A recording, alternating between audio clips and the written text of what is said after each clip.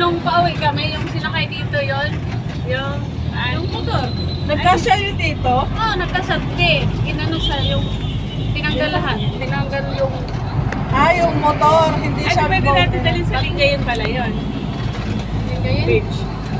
Ewan ko lang, pwede ba yun? Pwede yung private naman yun. Pang-private naman. Yung private. Wala naman dito. Private na.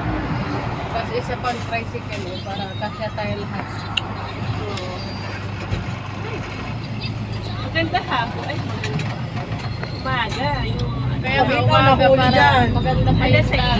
Katapon ka Mga ng alas basura. Malapit lang ba yung dun sa ano? Oo. Malapit. mga alas 6 lang. Para, Sa bayan lang. Ganito oh.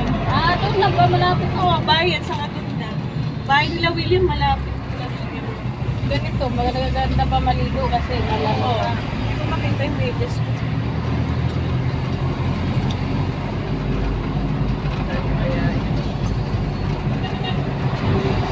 Maganda alas 6 lang. Alas 5 umaga. Para mawala yung upo. Di ba gamot sa upo yun? Ito ang buwang araw ko. Sa gamot din. Tagal yung upo yung mga babies.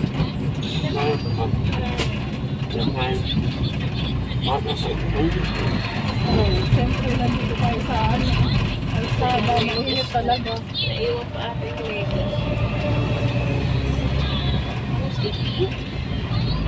Ay, YouTube ka. Ito na, may nalulog ka na.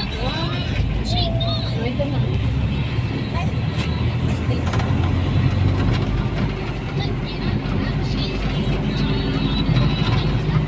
Ayun, si Didi, takot yung sa tatay niya, kaya ano, kampante ako. Pero kapag ate niya, baka